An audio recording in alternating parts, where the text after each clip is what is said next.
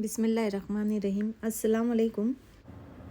आज के इस वीडियो में हम हुरूफ़ तहज्जी के हुरूफ दाल, ज़ाल और डाल को पैमाइश के साथ किस तरह लिखा जाता है ये देखेंगे।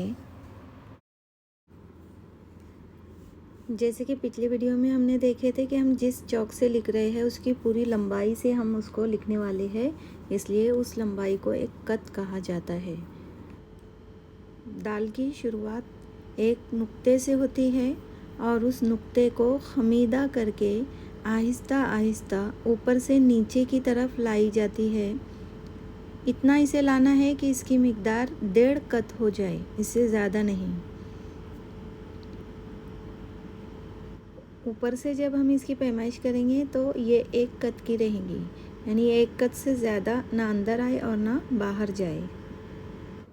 इस गोलाई से हमें एक रे को जोड़ना है जो कि इसकी कुर्सी कहलाती है। इस रे की लंबाई 1 कत होनी चाहिए।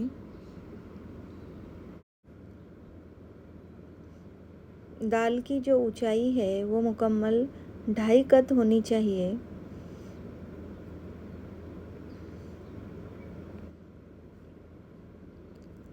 दाल का जो निचला हिस्सा है जो कि रे की शक्ल का नज़र आ रहा है उसे कुर्सी कहा जाता है।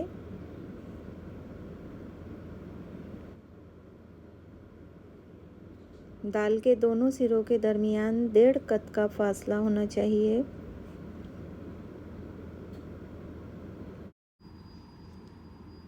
इसी तरह पैमाइश करके आप भी दाल की मश्क करते रहिए।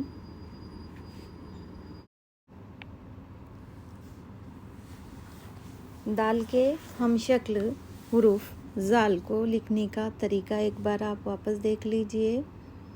बिल्कुल दाल की ही तरह लिखेंगे। एक नुक्ते खमीदा को आहिस्ता आहिस्ता गोलाई देना है और उसमें रे की शक्ल जोड़ देनी है जिसे कुर्सी कहते हैं।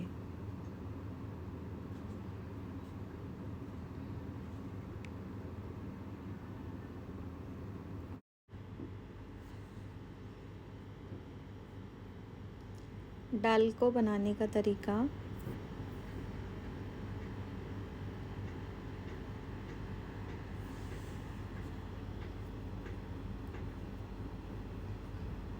दाल का जो निशान है ऊपर का वो तोई की शक्ल का होता है।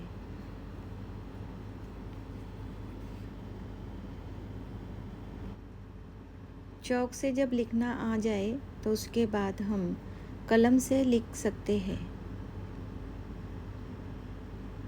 जो लोग मेरे इस चैनल पर नए हैं उनसे गुजारिश है कि वो मेरे चैनल को सब्सक्राइब करें और साथ ही बेल आइकन को क्लिक कर लें ताकि फ्यूचर में आने वाली वीडियोस की रेगुलर नोटिफिकेशन आपको मिल सके। बहुत बहुत शुक्रिया। अल्लाह हाफिज़।